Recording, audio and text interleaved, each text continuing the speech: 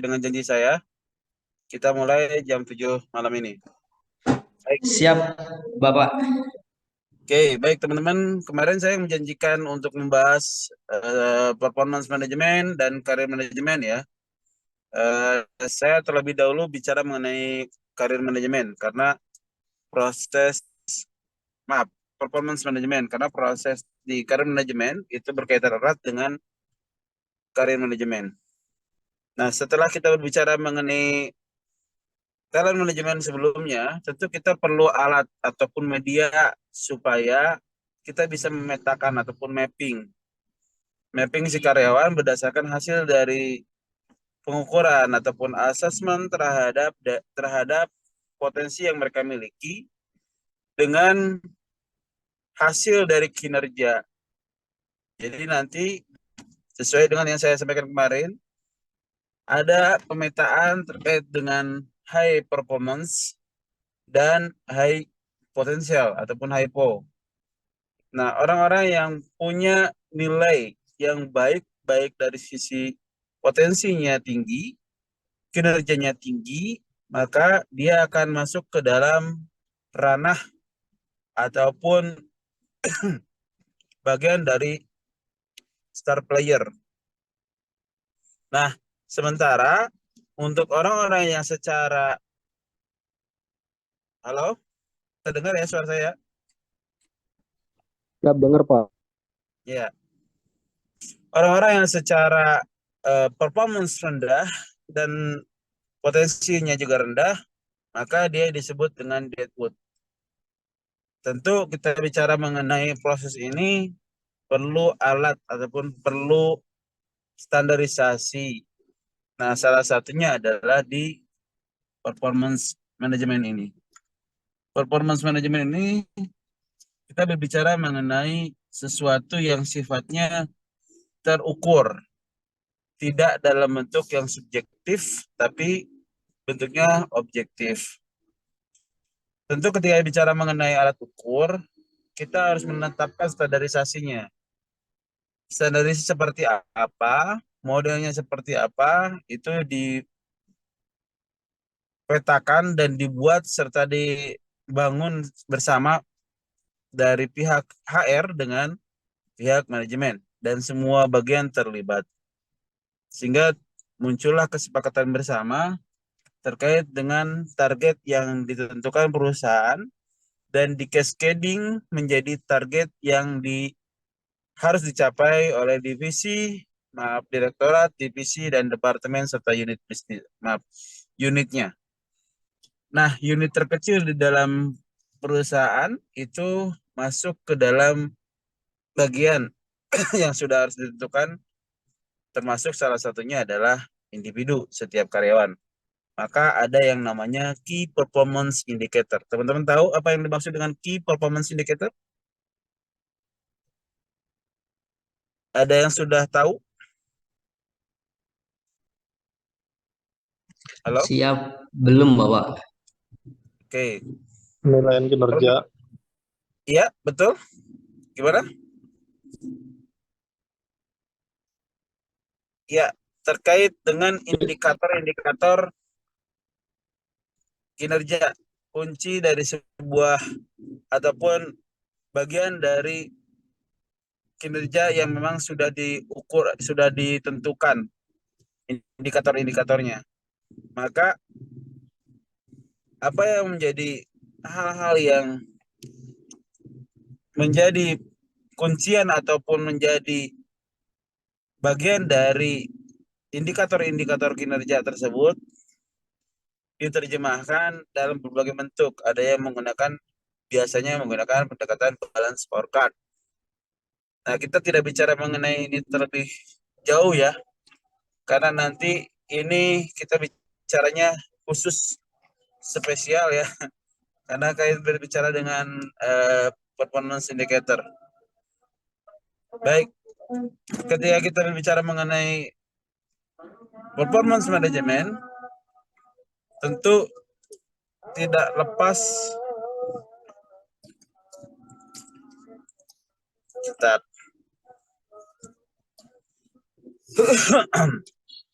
Oke, Ketika berbicara mengenai performance management dari setiap karyawan, setiap individu karyawan, tentu kita tidak akan terlepas dari dua kriteria, diantaranya adalah prestatif dan non prestatif. Apa saja yang sifatnya prestatif? Tentu kinerja yang harus dicapai. Nah, kalau untuk teman-teman yang bergerak di bidang utama ataupun di dalam core bisnis di perusahaan, tentu mereka akan membahas atau akan menghitung dari sisi profit. Artinya seberapa besar dia menghasilkan profit bagi perusahaan, seberapa besar dia menghadirkan keuntungan bagi perusahaan. Sementara untuk yang bergerak ataupun yang masuk ke dalam supporting system ataupun support bisnis dari perusahaan, maka dia akan berbicara mengenai seberapa besar dia sudah berhasil menghemat anggaran ataupun biaya perusahaan yang sudah dianggarkan. Artinya, yang satu dari sisi pencapaian target dan memang terukur, di sisi lain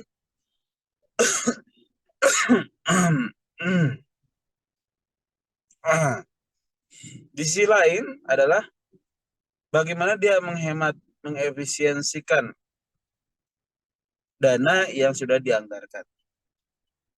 Maka ketika unsur prestatif ini diukur, seberapa besar dia bisa berkontribusi dari unsur-unsur yang tadi profit sama efisiensi. Terus kemudian yang berikutnya adalah performance management juga bisa dilihat dari seberapa besar dia bisa meng-create timnya, seberapa besar dia bisa berpengaruh ataupun bisa menghadirkan timnya kontributif terhadap target perusahaan. Itu juga bisa menjadi bagian dari unsur yang sifatnya prestatif.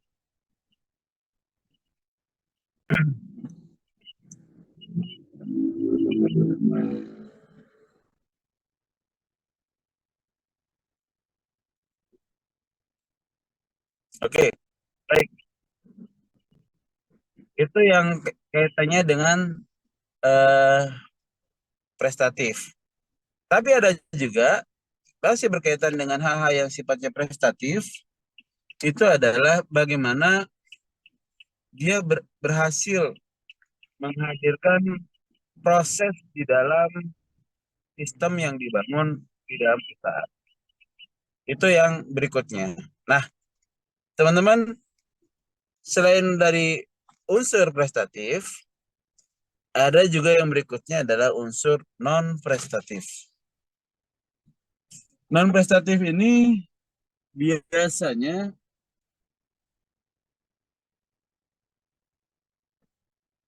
non-prestatif ini biasanya ditandain atau berkaitan dengan hal-hal seperti kedisiplinan. Itu pertama. Kedua, attitude. Ketiga, komunikasi. Keempat, kemampuan dia berinteraksi. Hal-hal yang sifatnya itu adalah kaitannya dengan hubungan antar tim. Hal-hal yang sifatnya tidak langsung bersentuhan pada aspek-aspek yang prestatif tadi. Kehadiran, absensi, itu adalah hal ataupun unsur-unsur yang sifatnya non-prestatif.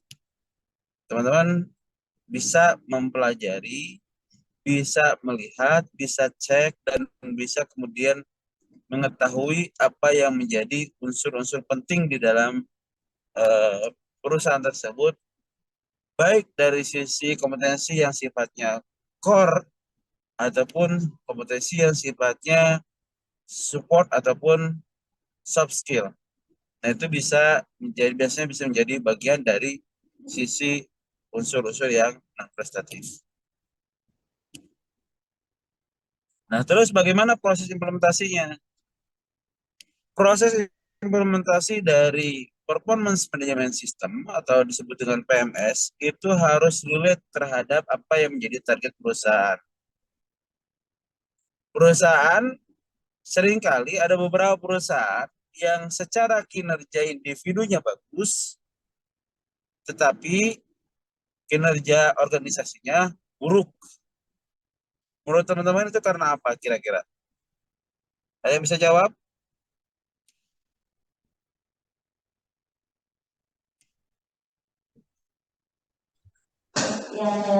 Izin Pak, mungkin karena terjadinya miskomunikasi salah satunya Pak. Oke, ada lagi?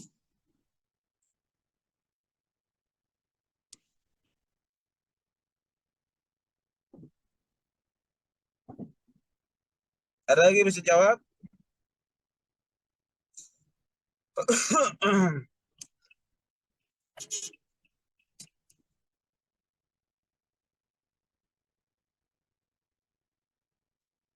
Oke, yang lainnya silakan.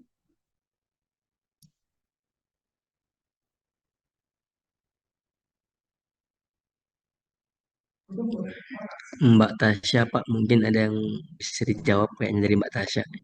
Ya, silakan Tasya.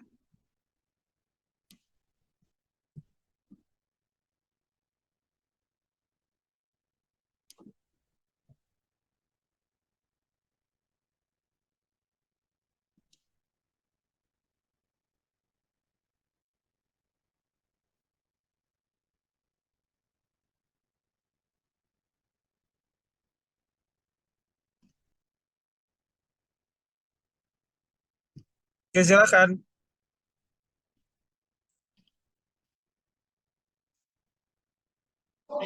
Izin Pak, Mbak Tasyanya gangguan jaringan Pak.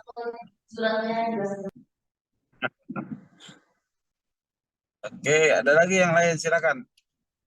Harus ada diskusi dong, harus ada pengayaan dari teman-teman silakan. Atau apa?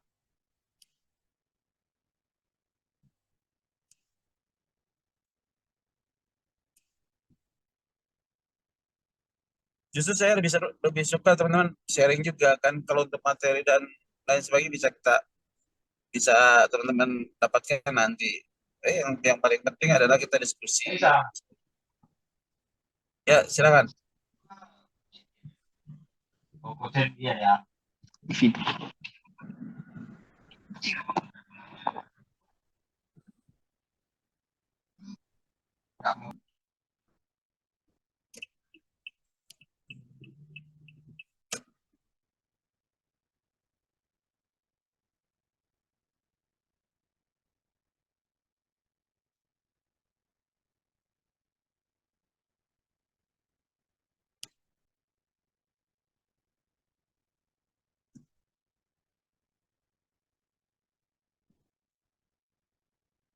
Ayo,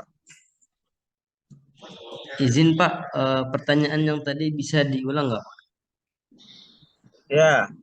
Kenapa di dalam sebuah perusahaan itu ada yang secara individunya bagus, secara kinerjanya semuanya nilainya bagus, tetapi performance perusahaannya justru buruk. Kenapa? Kira-kira?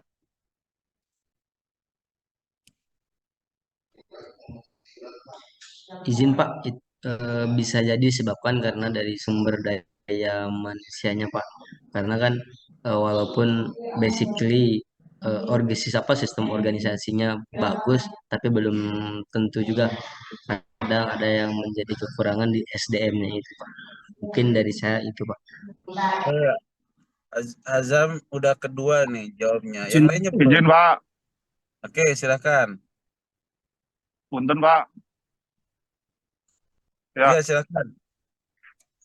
kalau menurut saya gini Pak, jadi balik lagi dari KPI tadi. Jadi KPI itu kan merupakan indikator-indikator yang memang itu tujuannya untuk mengukur ya Pak. Dari sisi apa namanya hal-hal yang dikerjakan oleh para karyawan dan itu juga tujuannya untuk mencapai tujuan perusahaan. Nah, di dalam penyusunan atau pembuatan indikator ini yang ditetapkan dan itu menjadi sepakatan karyawan di KPI tersebut. Nah, itu pun harus relate, Pak. Harus relate dan harus nyambung lah, Pak, dengan apa yang memang sesuai dengan program-program yang memang itu yang sudah dicanangkan oleh perusahaan gitu. Nah, terkait dengan ada misi yang tadi, nah itu pun juga itu menjadi kendala juga, Pak, di beberapa perusahaan gitu, Pak. Jadi memang KPI yang memang sudah ditentukan itu memang tidak relate, Pak, dengan tujuan perusahaan. Makanya tadi ada miss di situ sih, Pak. Itu sih, Pak, mungkin, Pak. Oke, ada lagi? Izin, Pak. Bagus. Silakan. Mungkin kalau dari saya, mungkin dari sisi regulasi atau peraturannya sendiri, mungkin ada beberapa perusahaan yang istilahnya menginduk dari satu perusahaan lain itu. Nah, sedangkan itu eh, mungkin ada tujuan yang nggak selaras atau mungkin ada regulasi yang terlalu memihak. Jadi dari segi kinerja mungkin bagus, tapi cuman karena regulasinya yang kurang, jadi ikut goyah juga, Pak. Mungkin Oke. ya. Oke, ada lagi?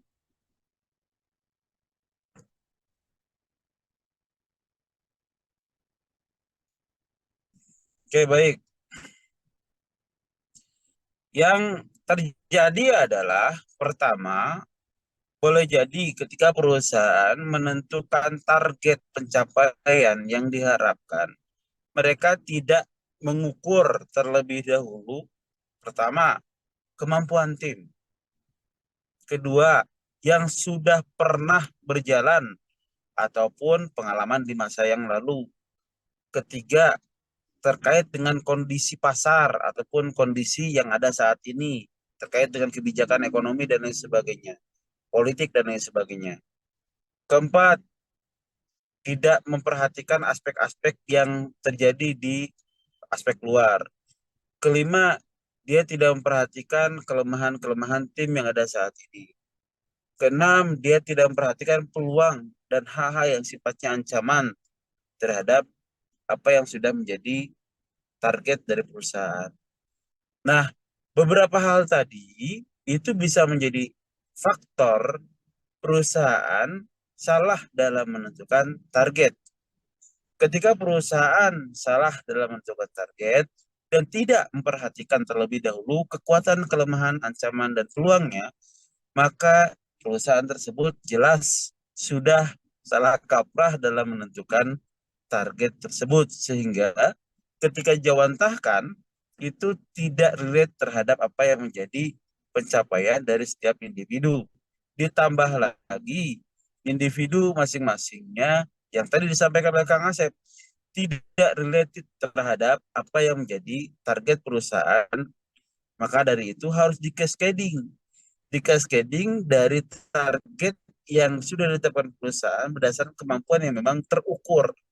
Artinya ada komunikasi yang harus terbangun baik dari sisi manajemen maupun dari sisi karyawan. Nah, tentu itu harus benar-benar ditargetkan berdasarkan hasil pencapaian sebelum-sebelumnya. Misalkan yang sebelumnya sudah ditetapkan sekian, maka tahun ini harus sekian. Itu pun harus di-cascading dari target yang sudah ditetapkan tadi menjadi key performance indicator di masing-masing unit ataupun bahkan sampai individu. Nah, kemudian ketika sudah ditetapkan hal tersebut, maka menjadi terkonfirmasi. Semuanya harus taat asas, tidak boleh ada perubahan-perubahan yang dilakukan. Tapi seringkali kelemahan performance management system yang dilakukan setahun sekali itu tidak bisa ataupun tidak sesuai dengan apa yang akan selalu tidak sesuai dengan apa yang jadi target dan selalu tidak tercapai. Nah, kemudian ada indikator-indikator yang sifatnya bias. Indikator-indikator yang sifatnya tidak bisa terukur. Nah, ini seringkali jadi kendala. Seringkali jadi hal yang membuat nilai performance indikator dari masing-masing individu menjadi lebih baik berdasarkan subjektivitas yang dilakukan oleh si penilai. Oleh karena itu, setiap proses yang teman-teman lakukan setelah diturunkan di cascading dari performance ataupun dari target yang sudah ditentukan perusahaan, maka teman-teman harus terlebih dahulu melihat dan mencoba menyesuaikan. Sehingga apa yang menjadi hal-hal yang sifatnya kaitannya dengan hal-hal yang kemudian sifatnya kompromitif, hal-hal yang bisa dikompromikan, ataupun hal-hal yang sifatnya terkait dengan penilaian-penilaian yang tidak bisa diukur secara detail terkait dengan unsur subjektivitasnya lebih tinggi daripada objektivitasnya, maka lebih baik dibuat persentase yang memang tidak terlalu besar, ataupun bisa benar-benar diangkakan. Itu akan jauh lebih baik lagi. Karena dari hal tersebutlah kemudian akan mempengaruhi. Sehingga nanti ketika dalam hasil akhirnya itu akan benar-benar terukur real berdasarkan data, nilai, dan fakta di lapangan. Oleh karena itu benar-benar harus ter terukur ya, artinya harus benar-benar terukur dan terjemahkan dengan baik dalam hal-hal yang sifatnya tadi terkait dengan hal-hal yang non prestatif. Terus kemudian adanya evaluasi yang dilakukan oleh setiap atasan terhadap proses yang sedang dibangun sama-sama ini. Artinya gini, seringkali performance management ini merupakan ritual tahunan yang digunakan oleh setiap orang. Tujuannya adalah untuk menilai setiap orang terkait dengan kinerjanya yang memang diharapkan menjadi salah satu indikator untuk menilai keberhasilan ataupun salah satu indikator untuk menetapkan kenaikan baik itu gaji, pangkat, ataupun yang bersifat benefit lainnya seperti bonus dan lain sebagainya. Tapi seringkali ketika berbicara mengenai proses performance management ini, itu upaya ataupun ritual tahunan yang benar-benar menjadi satu media ataupun satu alat yang tidak ataupun disebutnya untouchable, yang tidak boleh sama sekali diubah. Nah, ini seringkali bahaya.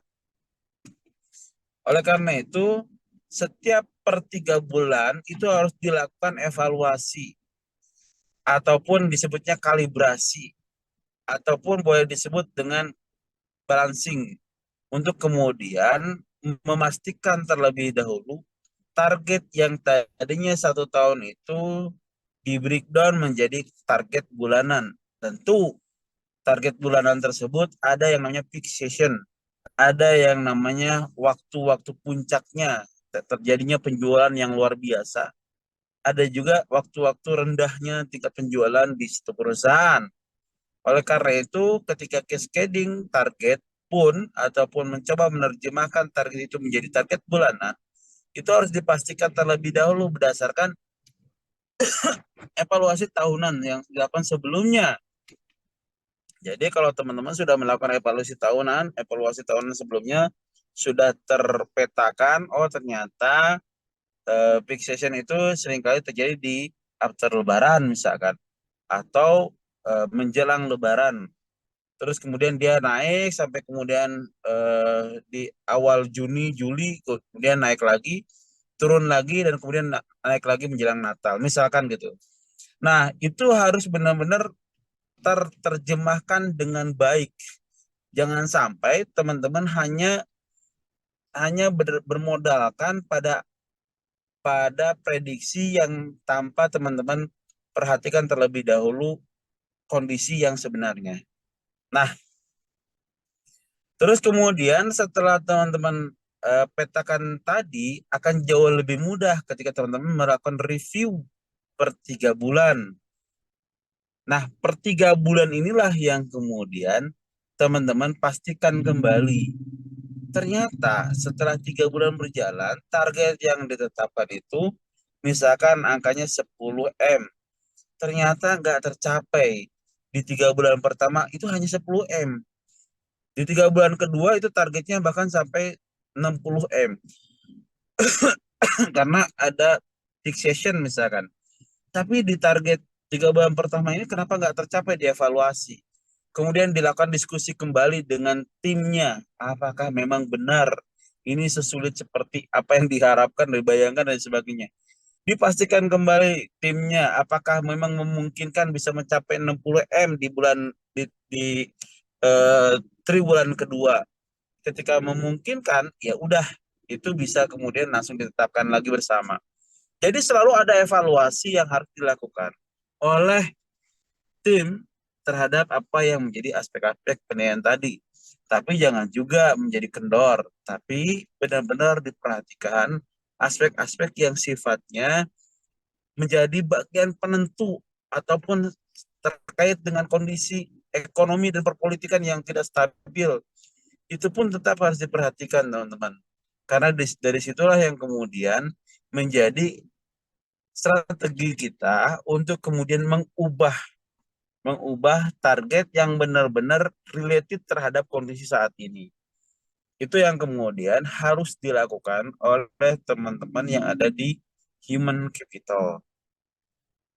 Oke, terus kemudian setelah dibuatkan per triwulan ini evaluasi, apakah kemudian dari hasil proses yang dilakukan itu kemudian dikomunikasikan lagi secara bersama? Iya, betul. Harus dikomunikasikan lagi secara bersama. Khawatirnya ketika itu terjadi, teman-teman, di divisi tertentu, teman-teman melakukan evaluasi besar-besaran, divisi yang lain enggak, misalkan. Dan tidak diubah. Apa yang terjadi? Akhirnya banyak yang secara proses individu-individunya bagus di satu departemen, sementara di departemen yang lain hancur. Dan itu akan mengakibatkan target yang sudah ditetapkan oleh perusahaan itu tidak sesuai dengan apa yang dicapai oleh target-target individu di setiap unit yang lainnya gitu. Nah, ini juga harus harus adil, artinya harus dibicarakan lagi secara bersama sehingga target yang sudah ditetapkan tadi ternyata memang nggak dilihat sesuai dengan apa yang diharapkan, ternyata kita terlalu masangnya terlalu tinggian targetnya, atau boleh jadi sebaliknya ternyata kita masang target terlalu terlalu kurang ini.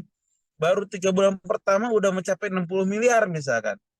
Nah, itu juga perlu dicek kembali. Boleh jadi target yang sudah ditentukan sebelumnya itu ternyata sangat-sangat rendah misalkan. Itu juga sama.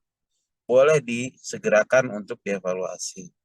Nah, permasalahan ini menjadi satu isu penting ketika teman-teman sudah memetakan terkait dengan target-target yang sudah dievaluasi tadi. Oke, setelah ini yang teman-teman lakukan adalah membuat tim khusus yang memang akan menjalankan proses tersebut dalam bentuk komite. Komite inilah yang kemudian akan mengawal proses performance management sistem yang berlaku adil.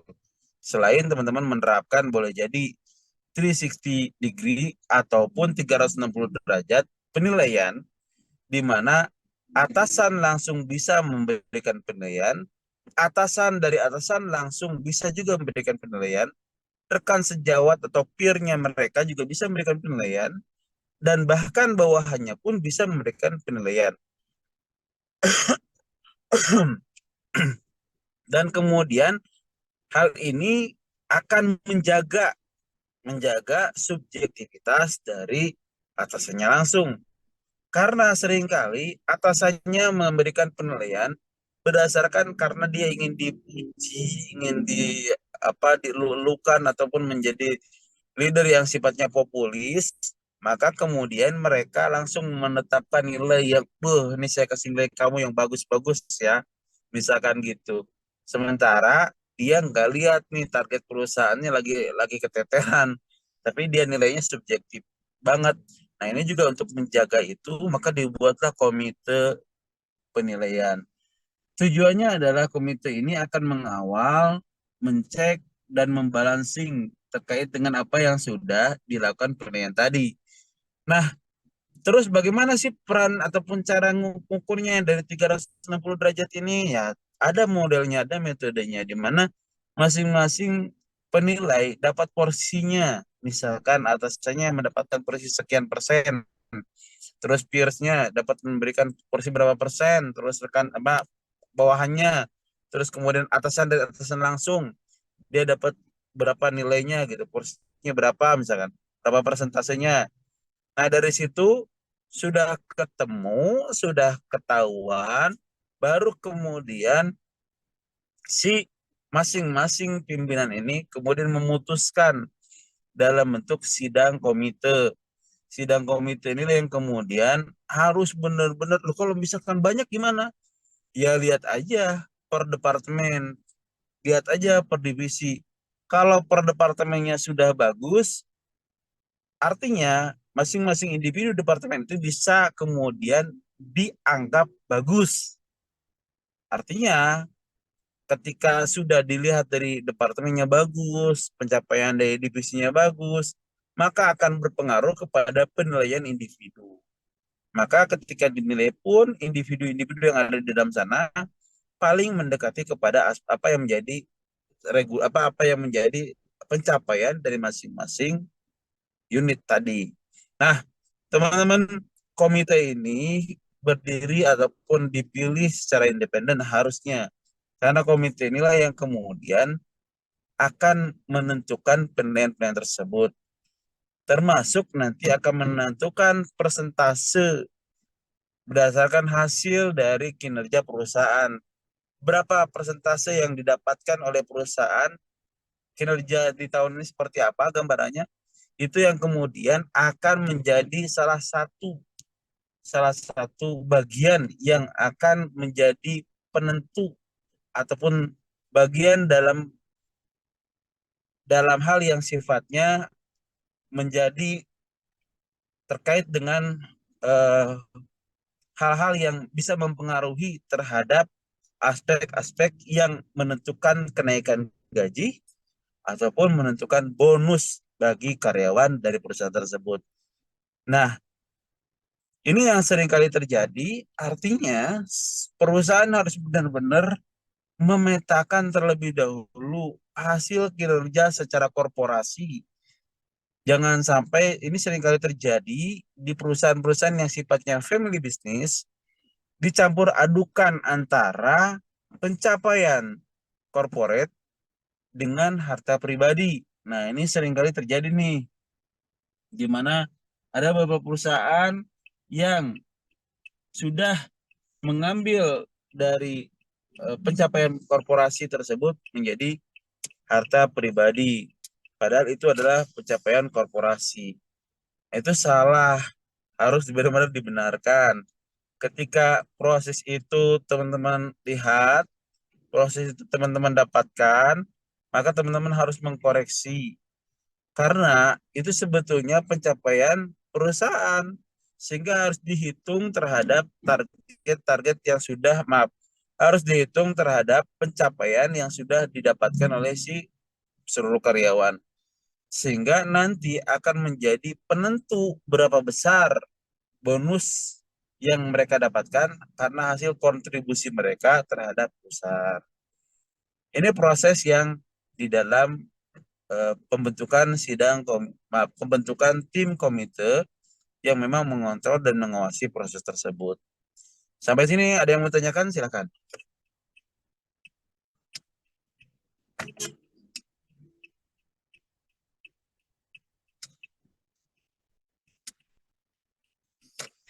Selamat malam Pak, izin bertanya Ya, Pak.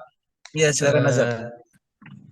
Untuk masalah key performance ini Pak, seberapa pengaruh key performance ini bagi perusahaan dan penerapannya, Pak.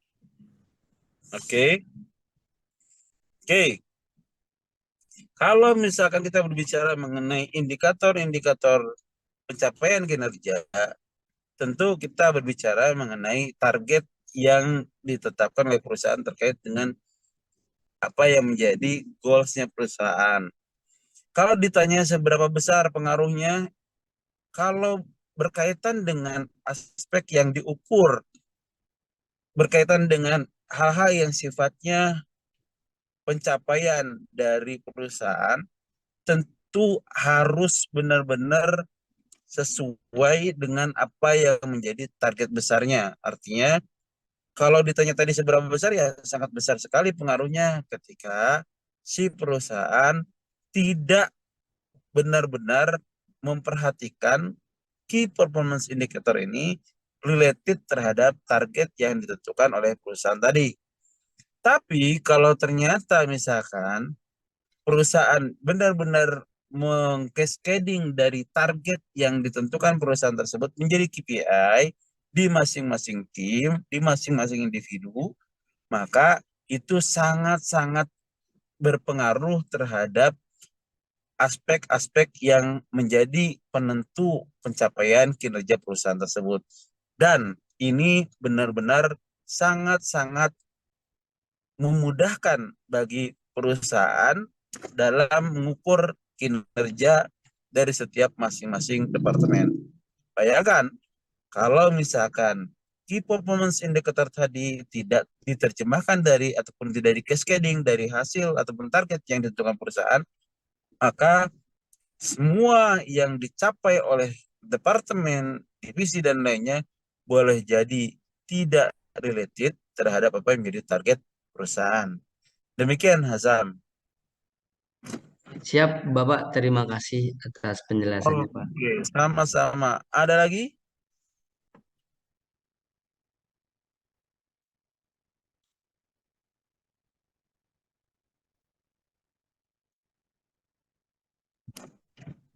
Izin Pak, Ya, silakan. Pak, tadi yang mohon maaf saya sambil jalan ya Pak. Ya, saya juga sambil jalan ini. Izin Pak, di dalam apa namanya penyusunan ataupun penetapan dalam KPI ini melalui sistem PMS ya Pak tentunya. Itu kan memang pertama adalah berdasarkan berkaitan dengan tujuannya dulu nih Pak. Yap. Tujuan dari perusahaan apa sih mau dicapai terutama dalam tahun yang akan berjalan lah seperti itu. Nah nanti di perusahaan tersebut adalah nanti akan dilakukan breakdown ya Pak ataupun cascading ini berdasarkan struktur organisasi yang memang berjalan di setiap perusahaan ya Pak, misalkan dari kepala cabang dari deputi kemudian ke senior manager, dari senior manager ke manager, dari manager ke assistant manager, dan ke bawahnya sampai level staffing. Yep. Nah, kaitannya dengan KPI ini kan jangka waktunya kan tahunan ya Pak, ataupun di tahun yang memang yang akan berjalan lah gitu kan di awal tahun sampai dengan akhir. Nah, sebenarnya dari hal-hal tadi yang tidak sinkronisasi antara apa yang menjadi program perusahaan dengan yang itu nanti yang akan dijalankan mulai dari pimpinan ataupun sampai ke bawahan yang itu tidak sesuai tadi Pak dengan apa yang memang sudah di program perusahaan sebelumnya. Nah itu tentunya mungkin bisa diminimalisir. Nah berkaitan dengan ketidaknyambungan tadi ataupun hal yang memang tidak relate. Nah mungkin yang setahu saya Pak mungkin ada beberapa tahapan ya Pak berkaitan dengan proses dalam penyusunan KPI ini sampai dengan tahap akhir gitu. Yang pertama yang setahu saya itu ada, kalau nggak salah nih Pak, mungkin saya nggak tahu nih apakah memang ini generate semua sama di setiap perusahaan atau seperti apa gitu kan. Yang pertama berkaitan dengan in planning. Jadi dia untuk tahapan bulan pertama itu dia merencanakan dulu KPI aja apa yang mungkin nanti akan ditetapkan dan dimasukkan ke dalam sistem PMS tersebut di dalam KPI. Yang kedua adalah itu kalau nggak salah coaching ya Pak ya, coaching. Nah coaching itu sebenarnya tadi sih poinnya tuh Pak yang tadi Bapak sudah sampaikan, kita memastikan antara atasan dan bawahan bahwasanya ini hal-hal yang memang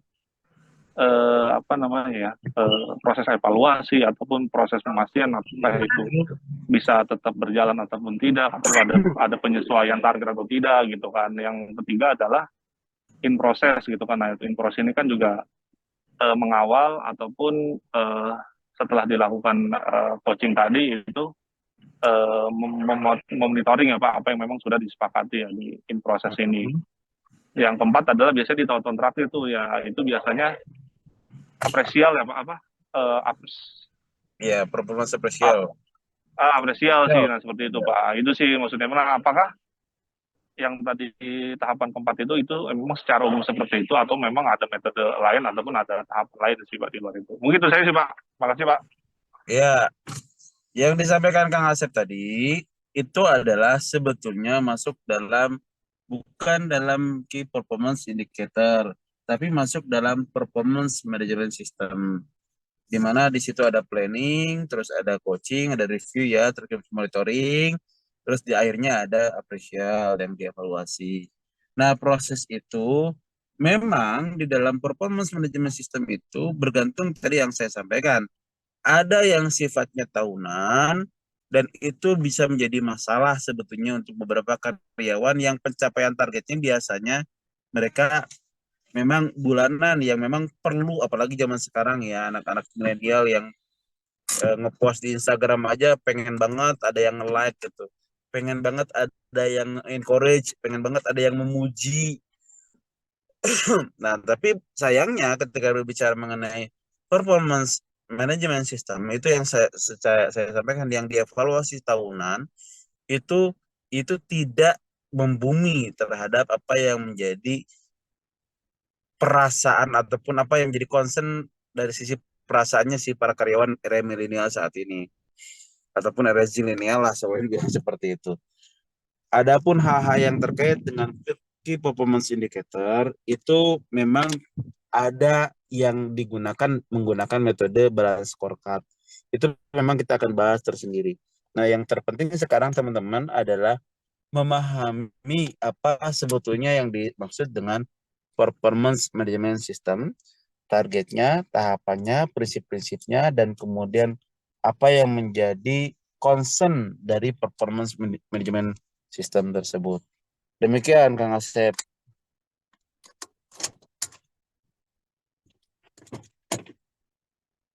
Oke? Siapa? Makasih Pak. Iya, sama-sama. Baik, ada lagi yang disampaikan?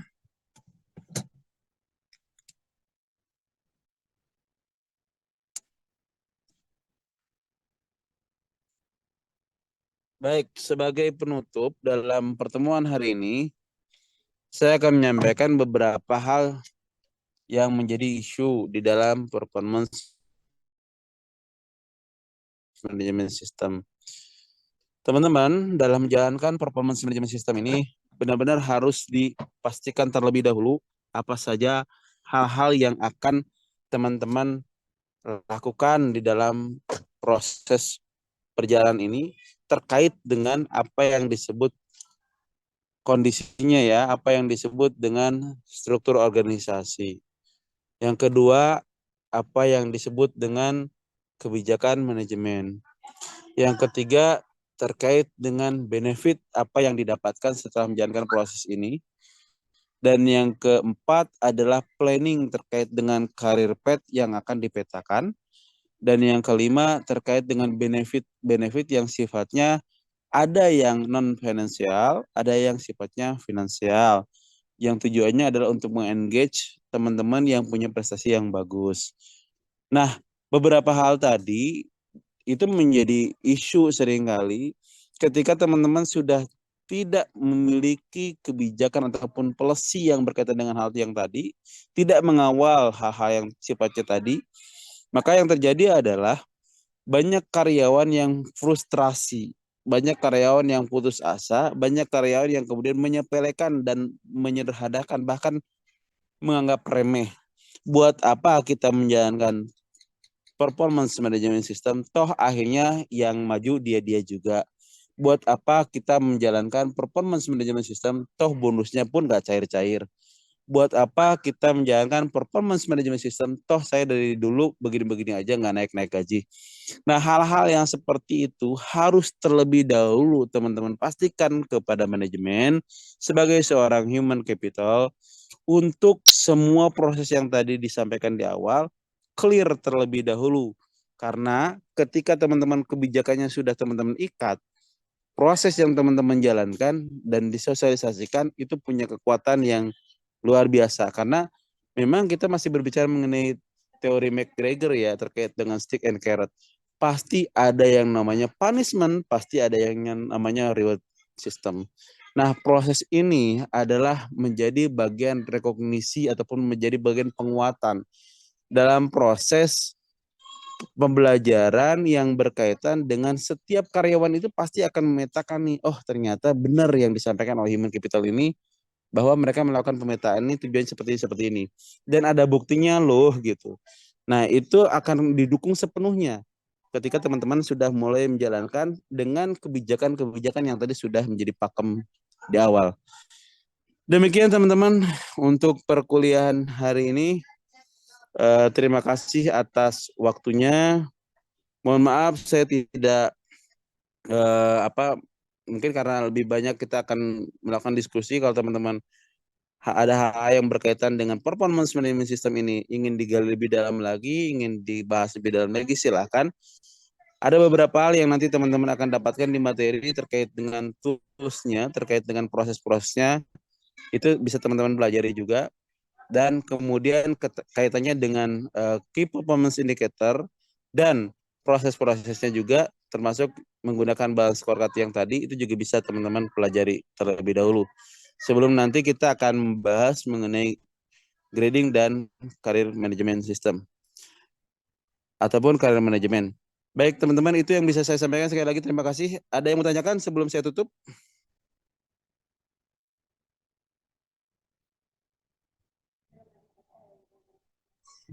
Izin Pak, kalau dari saya mewakili teman-teman mungkin tidak ada Bapak. Oke, terima kasih banyak ya. Jadi nggak apa-apa ya sampai jam ini teman-teman kalau misalnya mau diskusikan silakan saya feel free dari teman-teman kalau misalnya mau diskusi di grup juga nggak apa-apa. Tapi untuk materinya sudah saya sampaikan terkait dengan performance management system. Siap Bapak. Oke, terima kasih sekali lagi. Selamat malam. Assalamualaikum warahmatullahi wabarakatuh. Waalaikumsalam warahmatullahi Waalaikumsalam wabarakatuh. warahmatullahi Terima kasih Waalaikumsalam. banyak Bapak atas waktunya. Sama-sama Azam.